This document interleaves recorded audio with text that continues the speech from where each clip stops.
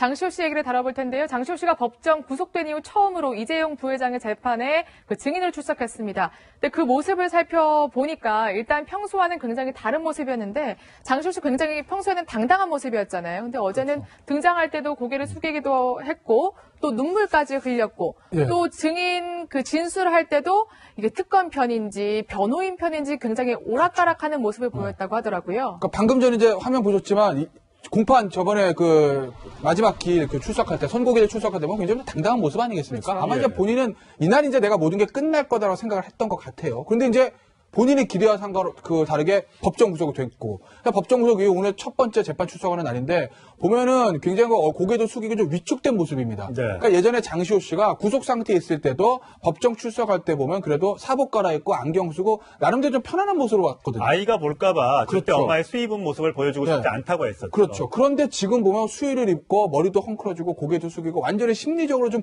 무너진 듯한 이제 느낌을 받아요. 아마 장시호 씨는 그럴 수는 있을 거예요. 이게 차라리 계속 안에 들어가 있는 게 차라리 낫지 나왔다가 다시 들어가는 게 더 힘들다고 그러거든요.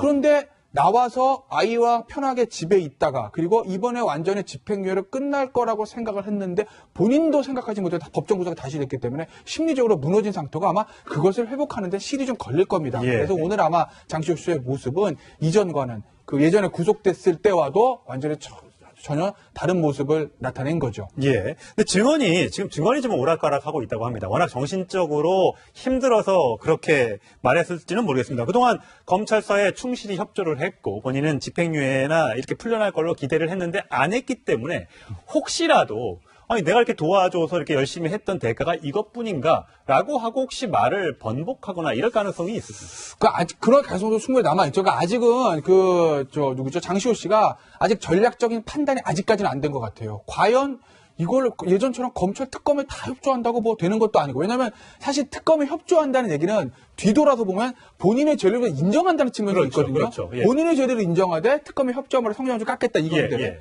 근데 진짜 그 작전이 지금 1심에서 물거품 된 거 아니겠습니까? 그러니까 본인의 항소심 재판에서야 뭐 기존에 있던 대로 그 자백을 하는 거를 그대로 유지하지 지금 상태에서 부인하진 않을 건데 문제는 이제 다른 재판들의 증인들을 불려 다닐 텐데 과연 거기 가서 예전처럼 특검과 뭐 말을 맞춰 특검이 원하는 대답들을 그렇게 딱딱 똑똑히 좀 해줄 것이냐에 대해서는 지금 퀘스천 마크가 생길 수밖에 없는 거죠. 장시호 입장에서는 내가 이러려고 특검에 협조했나? 자괴감이 들어 뭐 이럴 수도 있는 상황이거든요. 그렇기 때문에 아마 장시호 씨의 협조가 예전만큼 원하지 않은 것이기 때문에 아마 특검의 다른 재판에 있어서 공소 유지에 대해서 약간은 조금 벽에 부딪히지 않을까 하는 생각도 좀 듭니다. 네, 일단 검찰이 국정농단 사태 이후 처음으로 장시호 씨만큼은 항소를 하지 않았습니다. 앞으로 항소심이 어떻게 진행될지 좀 지켜보도록 하겠습니다. 네, 문재인 대통령의 첫 중국 국빈 방문을 앞두고 대통령 홀대론이 불거지고 있습니다. 사드 배치 앙금이 아직 가시지 않아서일까요? 네, 두 분과 함께 짚어보겠습니다. 최진봉 성공회대 교수, 김태현 변호사와 함께하겠습니다. 네, 안녕하세요. 네, 안녕하세요. 네. 그동안 우리 정부는 중국과의 사드 문제는 완전히 봉인됐다라고 주장해 왔습니다. 하지만 이 영상을 보면 그게 아닌 것 같습니다. 문 대통령이 가진 중국 관영 CCTV와의 인터뷰인데요. 직접 확인해 보시죠. 상대방의 입장을 역지사지하면서 단숨에 해결할 수 없는 문제는 시간을 두면서 중국의 안보적 이익을 침해할 우려가 있다라고 염려하는 것에 대해서 우리도 또 역지사지할 필요가 있다고 생각합니다. 네. 역지사지의 의미를 짚어보기 이전에 일단 중국 관영 CCTV가 와서 문 대통령에게 질문을 했을 때 8개를 했는데 그중 3개가 사드 문제였다면서요. 그렇죠. 아무래도 이제 중국 입장에서 사드가 가장 민감한 사안 아니겠습니까? 이번에 어떤 사드 문제를 봉합하고 이 문제를 해결하면 좋겠지만 사실은 사드 문제가 이렇게 쉽게 해결될 문제가 아니에요. 지금 중국이나 우리 입장이 첨예하게 좀 대립하고 있는 상황이고 문재인 대통령께서 역지사지 얘기를 했는데 그 말은 서로가 서로의 입장을 이해해보자는 거 아니겠습니까? 조금씩 양보해서 그런 관점에서 온다면 이제 문재인 대통령 입장에서 우리도 중국의 입장을 좀 더 이해해보고 중국도 우리 마음을 좀 이해해보면 서로가 합의점을 찾을 수 있지 않겠나 하는 관점에서 아마 얘기를 한 걸로 보여지고 중국 입장에서도 이제 사드 문제를 적극적으로 이렇게 어필하는 것은 문재인 대통령에 대한 일정 부분 압박의 의미도 있는 것 같고요. 저렇게 이제 정상회담을 앞두고 본국을 방문하시는 분한테 저런 의도를 가지고 질문하는 것도 저는 별로 좋은 방법은 아니라고 봅니다만, 그럼에도 불구하고 이제 문재인 대통령이 강하게 얘기하는 것보다는 아무래도 서로가 서로에게 합의를 해보자는 쪽으로 이렇게 부드럽게 접근을 하면서 문제 해결을 위한 노력을 하고 있다는 면을 중국에 보여준 점, 그런 점들이 이제 중국에서 어떻게 반응하느냐를 좀 기다려봐야 되는 상황이라고 볼 수 있겠습니다. 역지사지가 이제 좋은 뜻이죠. 우리의 뜻을 또 남이 이해해주고, 또 남의 뜻을 우리가 이해해주고, 또 우리의 입장에서 본다면 우리가 삼불정책이라고 해서 중국이 원하는 것을 다 들어줬는데, 그리고 사드는 이제 수면 밑으로 가라앉는 걸로 하기로 했지 않습니까? 그래서 봉인이란 말까지 했는데, 이렇게 꺼내는 걸 보면 이번에 한중 정상회담에 주제도 혹시 이것이 되지 않을까? 그럼 또 우리가 또 수세적으로 몰리지 않을까? 이런 부분이 또 걱정되는. 어제 이제 한중 정상회담에서 굉장히 이례적으로 양국 간의 공동 성명 또는 더 나아가서 공동 기자회견까지도 하지 않겠다는 얘기를 했습니다. 네. 그냥 결국 그것을 보면서 우리가 생각할 수 있는 건 아직 뭔가 의제 조율이 안 된 게 아닐까? 분명히 사드 얘기가 나오게 될 텐데 중국은 사드에 대한 어떤 강한 입장을 담고 싶어하고 우리는 그것을 좀 부담스러워하고 그러다 보니 양국 간의 이견을 노출시키는 것이 좀 부담스러우니까 한중 공동성명, 공동 기자 발표문까지도 없는 게 아닐까라는 관측들 하고 있지 않습니까? 대통령이 지금 중국 가시는데 중국 가는 발걸음이 굉장히 무거울 겁니다. 대통령으로서는 중국과의 관계가 중요하기 때문에 안 갈 수는 없는 것이고 가서 중국과 뭔가 좀 잘해보고 싶긴 하지만 지금 나와서 돌아오는 분위기들 보면 중국의 상황은 녹록하진 않거든요. 단순히 뭐 시진핑 주석이라든지 중국 어떤 당국, 관영 언론뿐만 아니라 어제 이제 CCTV 앞서서 얘기가 좀 나왔었는데 글쎄 모르겠습니다. 저는 인터뷰를 해본 적이 없는 기자 출신이 아니라서 이것이 언론의 기본 본성인지 모르겠으나 어제 CCTV 인터뷰를 보면 저는 굉장히 무리하다는 느낌이 들었어요. 예. 그러니까 문재인 대통령이 역지사지까지 얘기를 하면서 우리도 중국의 입장을 이해하고 중국도 우리 입장을 얘기해서 한중 관계 좀 발전적으로 가보자. 굉장히 좀 원론적이지만 조심스럽게 접근한 거 아니겠습니까? 네. 근데 거기에 대해서 CCTV 인터뷰에서 뭐라고 그러냐면 이런 얘기를 합니다.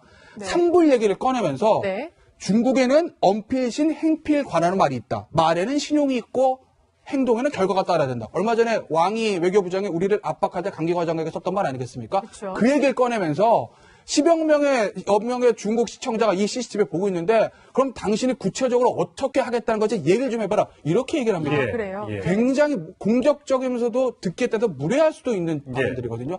중국의 CCTV 인터뷰하는 사람조차 우리 대통령에 그렇게 강하게 몰아붙이는데 과연 이번에 중국 갔을 때 시진핑 주석이 어떻게 나올지에 대해서 굉장히 걱정이 되고 예. 이 부분에 대해서 청와대와 문재인 대통령이 좀 굉장히 잘 좀 준비해야 될 거라는 생각이 듭니다. 네. 이번에 문재인 대통령이 중국을 방문하는데 아무래도 이런 중국 분위기를 의식해서일까요? 굉장히 중국을 달리려는 모습을 보였습니다. 직접 확인해 보시죠. 앞으로도 사드가 북한 미사일에 대한 방어 목적을 넘어서서 중국의 안보적 이익을 침해하는 일이 없도록 한국은 각별히 유의할 것입니다. 그리고 그 점에 대해서는 미국으로부터도 여러 번 다짐을 받은 바 있다는 말씀을 드립니다. 네, 굳이 이제 미국의 얘기를, 미국으로부터 우리가 다짐을 받았으니까 걱정하지 마세요. 예. 우리 약속 지킬 거예요. 예. 라고 얘기했던 대목에 대해서 예. 우리 일부 이제 국민들은 아니, 저렇게까지 얘기를 할 필요가 있을까. 이렇게 또 생각하는 분들도 계시더라고요. 그런데 왜냐하면 중국은 사실은요, 사드 배치에 대해서 우리나라를 의심하는 건 아니에요. 미국을 의심하고 있는 거죠. 중국이 지금 두려워하는 것은 미국이 저 사드를 가지고 혹시나 중국의 군사시설에 대한 뭐 레이더 탐지라든지 아니면 공격을 위한 어떤 발판이나 이렇게 사용할까 봐 두려워하는 거예요.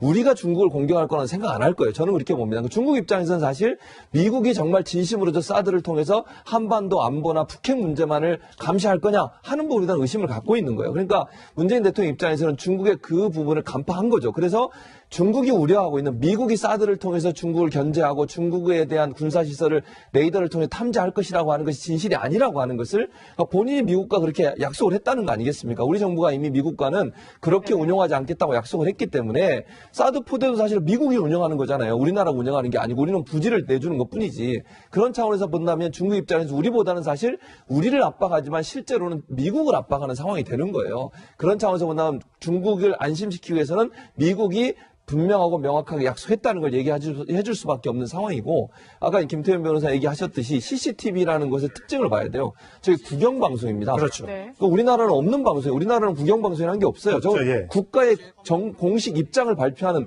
그런 방송사이기 때문에 저렇게 무례하게 하는 것 같고 제가 볼 때는 이제 중국의 입장을 충분히 반영해서 질문을 한 거기 때문에 저런 태도의 인터뷰, 그러니까 일반적으로 언론사들이 하는 인터뷰는 다른 형태의 인터뷰를 한 게 아닌가 이런 생각이 듭니다. 네.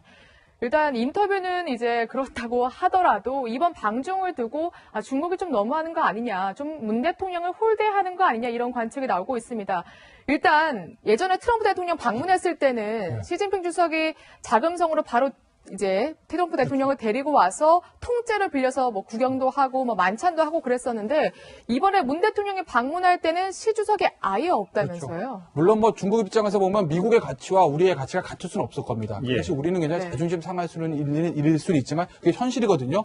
그렇다고 하더라도 어쨌든 사드 문제가 일단락을 싣고 한국과 중국의 새로운 관계로 지금 나아가려는 이런 중요한 시점. 더군다나 이제 그냥 실무 방문도 아니고 국빈 방문인데 최소한 트럼프 정도의 대접은 아니어도 어느 정도의 의전을 갖춰줘야 되는데 대통령이 도착하는 날 시진핑은 난징을 간다. 예. 네. 리커창 총리와 오찬도 거부한다. 그리고 지금 나와 있는 분위기들은 우리에 대한 강한 압박이 예상된다. 이런 것들을 보면 과연 중국이 우리나라를 국빈 방문하는 것만큼 의전을 준비하고 있는가에 대해서 심각한 의문을 가질 수밖에 없는 거고 글쎄요. 중국 당국의 속내를 뭐 확실하게 알 수는 없지만 지금 돌아가는 분위기를 보면 이번에 사드 문제 봉합, 그다음에 삼불 합의 이런 것들을 통해서 이번 참에 한국을 완전히 한미일 삼각동에서 띄워놓고 그리고 우리를 소위 말하는 좀 길들이기를 하려는 건 아닌가 이것이 중국의 의도가 아닌가 하는 그런 의구심을 지울 수가 없게 합니다. 예, 이 난징학 학살이 이제 80주년이라고 합니다. 여기에 이제 시진핑 주석이 참석을 하는데 이제 여기 중국이나 이게 유교권 문화에서는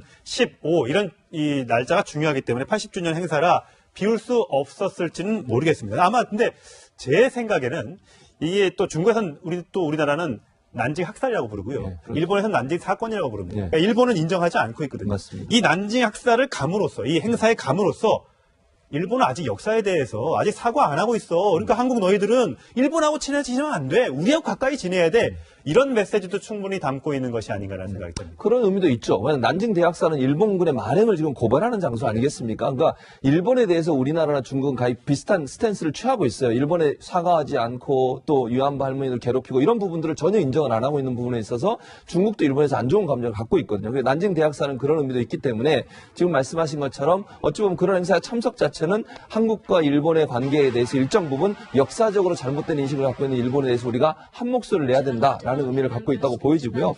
이제 물론 좀 아쉬움은 있습니다. 지금 이게 사실 도착하는 날이 13일인데 13일 날 도착하는 날 이제 문재인 대통령이 시진핑 주석을 못 만나고 그 다음날 만나게 되는 거 아니겠습니까? 난징 대학살 80주년 기념식 예. 때문에 뭐 의도가 뭔지는 잘 모르겠어요. 그러나 일정 부분 우리 입장에서 우리 국민 입장에서 볼 때는 약간 좀 아쉬움이 있고 예. 리커창 총리 같은 경우도 지금 원래 오차를 하기로 했는데 그걸 오후로 미뤘어요. 예. 그러니까 뭐 하긴 하는데 시간이 약간 이제 미뤄진 게 좀 논란이 되고 사람도 있고. 밥 먹으면서 또 얘기할 또 이런 것들이 좀 있잖아요. 그렇죠. 예. 그래서 우리 입장에서 보면 좀 아쉽죠. 섭섭하고. 왜냐면 그 국빈 방문이라고 모셔오고 있는데 그렇죠. 그 정말 국가적인 손님을 받아들이는 장수지 않습니까? 그러면 좀 더 정성을 다해야 되는데 너무 트럼프하고 비교되는 모습은 중국이 조금 우리나라에 대해서 그런 모습을 보이는 것은 국민의 한 사람 상당히 좀 불쾌한 부분이 있습니다. 예. 네. 아무래도 이렇게 외교 행사가 있을 때마다 김정숙 여사가 톡톡히 내조를 해왔었는데 이번에도 신앙송을 했다면서요. 근데 이 시 보니까 제가 결혼할 때나 뭐 친구 결혼할 때 많이 접했던 시더라고요.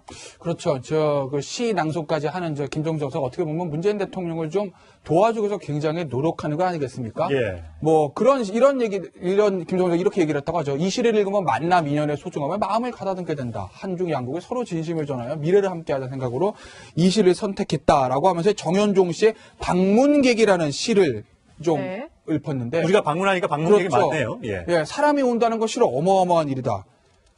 필경 환대가 될 것이다. 뭔가 예. 이렇게 김정숙 여사 바람 같지 그러네요. 않습니까? 예, 그러네요. 저는 그러니까 저 장면 보면서요. 김정숙 여사가 굉장히 안쓰럽다는 생각이 들더라고요. 그러니까 지금 우리도 얘기를 나눴지만 남편의 문재인 대통령이 본인의 남편이자 한 나라의 대통령인데 지금 중국 가서 잘 돼야 되는데 뭔가 분위기는 중국에서 환대하는 것 같지는 않고 영부인으로서 해줄 수 있는 것은 없으니 이렇게 시래도 낭송하고 중국 사람들한테 마음을 얻기 위해서 좀 나름대로 노력을 하는 거 아니겠습니까? 정말 이제 부인으로서 본인이 할 수 있는 것은 최선을 다한다는 건데 저런 걸 보면서 저는 사실 진짜 좀 안쓰럽다는 생각이 들었습니다. 네. 그러면서 오죽하면 저렇게까지 할까? 지금 문재인 대통령 가서 지금 뭐 한대는커녕 굉장히 좀 어려움을 겪을 것 같은데 하여튼 문재인 대통령과 김정수 조사 이번에 좀 정말 잘하고 오기를 제가 진심으로 기원합니다. 예. 네. 해외 나가서 좀 인정을 좀 받고 충분한 외교 성과를 갖고 오기를 뭐 지금 현재로서는 홀대를 받고 있는지 모르겠지만 가서 또 제대로 외교력을 발휘하면 좋은 성과를 갖고 올 수 있도록 국민 한 사람을 기대를 해보고요. 이게 참 안에서도 문재인 대통령이 좀 평가를 좀 받아야 되는데 장시호 씨 얘기를 다뤄볼 텐데요. 장시호 씨가 법정 구속된 이후 처음으로 이재용 부회장의 재판에 그 증인을 출석했습니다. 근데 그 모습을 살펴보니까 일단 평소와는 굉장히 다른 모습이었는데 장시호 씨 굉장히 평소에는 당당한 모습이었잖아요. 근데 어제는 등장할 때도 고개를 숙이기도 했고 또 눈물까지 흘렸고 예. 또 증인 그 진술을 할 때도 이게 특검 편인지 변호인 편인지 굉장히 오락가락하는 모습을 보였다고 하더라고요. 그러니까 방금 전에 이제 화면 보셨지만 공판 저번에 그 마지막 길 그 출석할 때 선고기를 출석할 때 보면 굉장히 당당한 모습 아니겠습니까? 그렇죠. 아마 예. 이제 본인은 이날 이제 내가 모든 게 끝날 거다라고 생각을 했던 것 같아요. 그런데 이제 본인의 기대와 다르게 법정 구속이 됐고 법정 구속 이후 오늘 첫 번째 재판 출석하는 날인데 보면은 굉장히 고개도 숙이고 좀 위축된 모습입니다. 네. 그러니까 예전에 장시호 씨가 구속 상태에 있을 때도 법정 출석할 때 보면 그래도 사복 갈아입고 안경 쓰고 나름대로 좀 편안한 모습으로 왔거든요. 아이가 볼까봐 절대 그렇죠. 엄마의 수입은 모습을 보여주고 싶지 네. 않다고 했었죠. 그렇죠. 그런데 지금 보면 수의를 입고 머리도 헝클어지고 고개도 숙이고 완전히 심리적으로 좀 무너진 듯한 이제 느낌을 받아요. 아마 장시호 씨는 그럴 수는 있을 거예요. 이게 차라리 계속 안에 들어가 있는 게 차라리 낫지 나왔다가 다시 들어가는 게 더 힘들다고 그러거든요.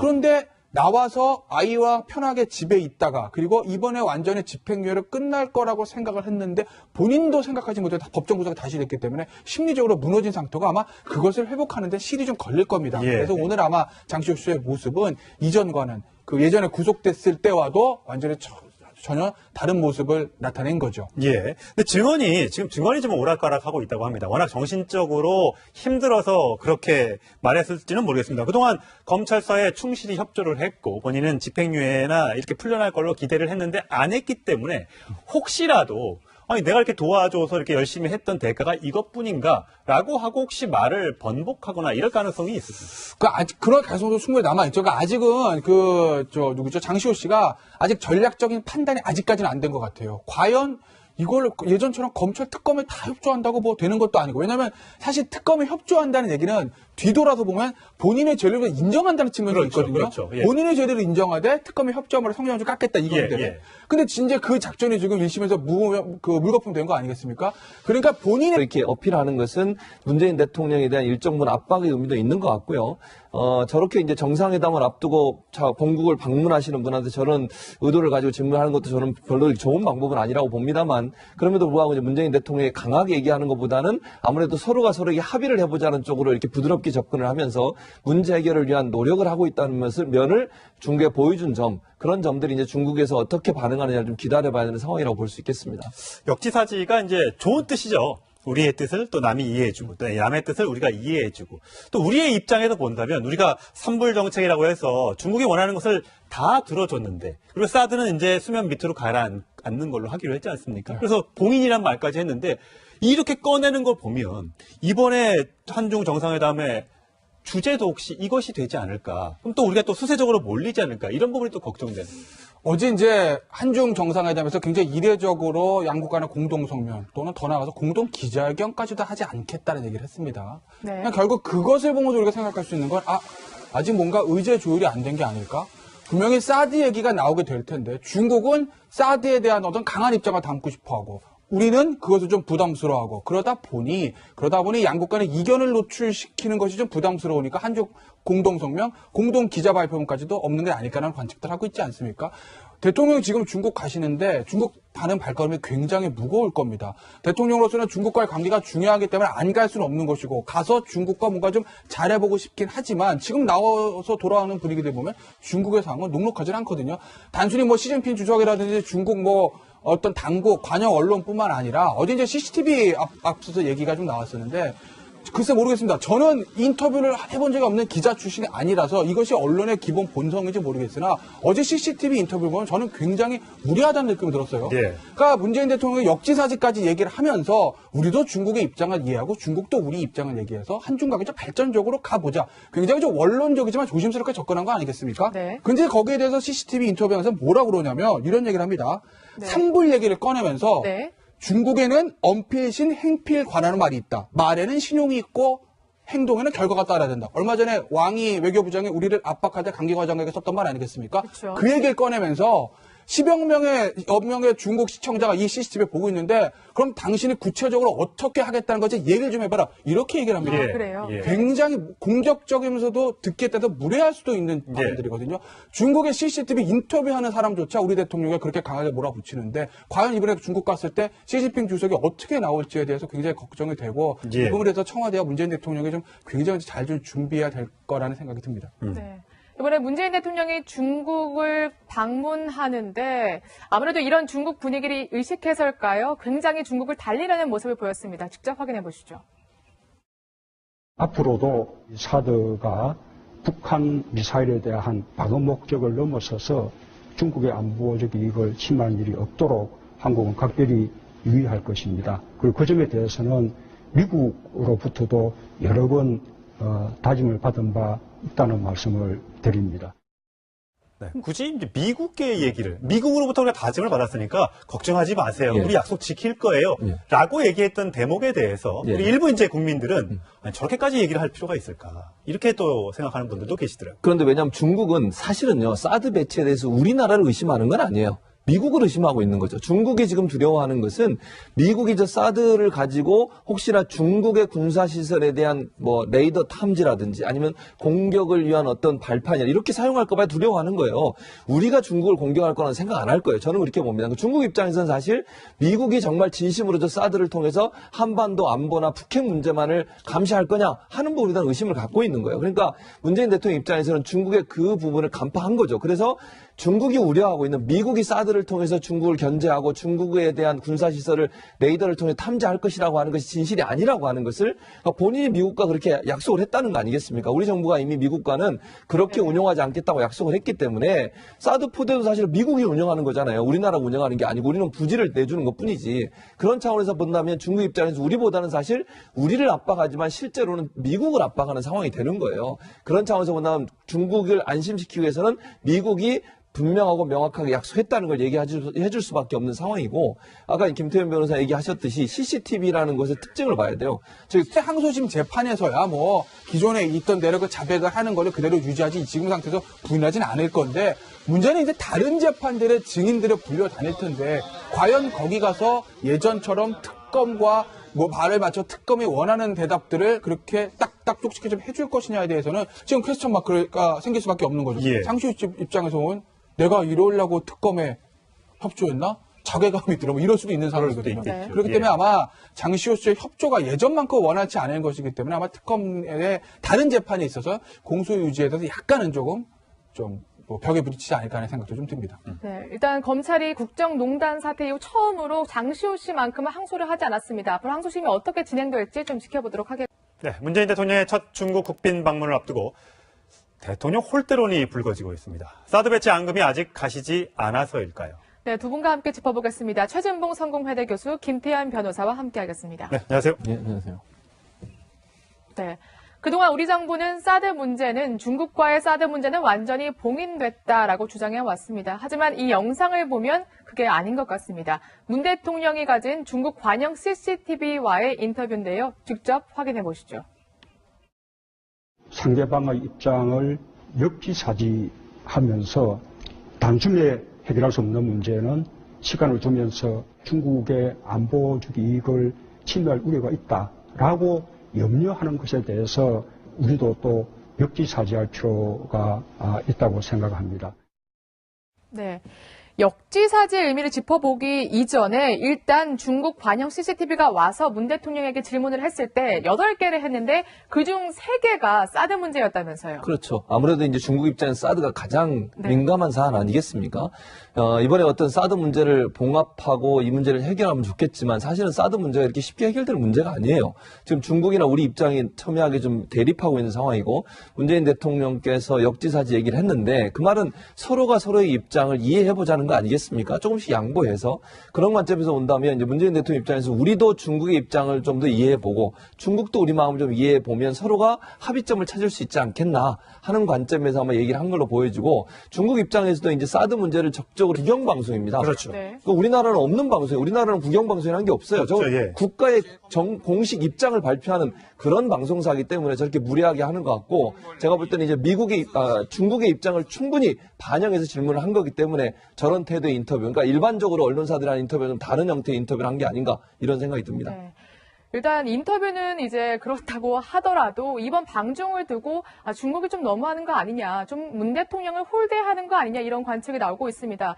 일단 예전에 트럼프 대통령 방문했을 때는 시진핑 주석이 자금성으로 바로 이제 트럼프 대통령을 데리고 와서 통째로 빌려서 뭐 구경도 하고 뭐 만찬도 하고 그랬었는데 이번에 문 대통령이 방문할 때는 시 주석이 아예 없다면서요. 물론 뭐 중국 입장에서 보면 미국의 가치와 우리의 가치가 같을 수는 없을 겁니다. 예. 사실 우리는 굉장히 네. 자존심 상할 수는 일일 수는 있지만 그게 현실이거든요. 그렇다고 하더라도 어쨌든 사드 문제가 일단락을 싣고 한국과 중국의 새로운 관계로 지금 나아가려는 이런 중요한 시점. 더군다나 이제 그냥 실무 방문도 아니고 국빈 방문인데 최소한 트럼프 정도의 대접은 아니더라도 어느 정도의 의전을 갖춰줘야 되는데 대통령이 도착하는 날 시진핑은 난징을 간다. 예. 네. 리커창 총리와 오찬도 거부한다. 그리고 지금 나와 있는 분위기들은 우리에 대한 강한 압박이 예상된다. 이런 것들을 보면 과연 중국이 우리나라를 국빈 방문하는 것만큼 의전을 준비하고 있는가에 대한 심각한 의문을 가질 수밖에 없는 거고 글쎄요. 중국 당국의 속내를 뭐 확실하게 알 수는 없지만 지금 돌아가는 분위기를 보면 이번에 사드 문제 봉합, 그다음에 삼불 합의 이런 것들을 통해서 이번 참에 한국을 완전히 한미일 삼각동에서 띄워놓고 그리고 우리를 소위 말하는 좀 길들이기를 하려는 건 아닌가 이것이 중국의 의도가 아닌가 하는 그런 의구심을 지울 수가 없게 합니다. 예, 이 난징학 학살이 이제 80주년이라고 합니다. 여기에 이제 시진핑 주석이 참석을 하는데 이제 여기에 중국이나 이게 유교권 문화에서는 15 이런 이 날짜가 중요하기 때문에 80주년 행사라 비울 수 없었을지는 모르겠습니다. 아마 근데 제 생각에는 이게 또 중국에서는 우리나라는 난징 학살이라고 부르고요. 네, 그렇죠. 일본에서는 난징 사건이라고 부릅니다. 네. 그러니까 일본은 인정하지 않고 있거든요. 맞습니다. 이 난징 학살을 감으로써 이 행사에 감으로써 일본은 아직 역사에 대해서 아직 사과 안 하고 있어. 그러니까 한국 너희들은 일본하고 친해지면 안 돼. 우리하고 가까이 지내야 돼. 이런 메시지도 충분히 담고 있는 것이 아닌가라는 생각이 듭니다. 그런 의미도 있죠. 왜냐하면 난징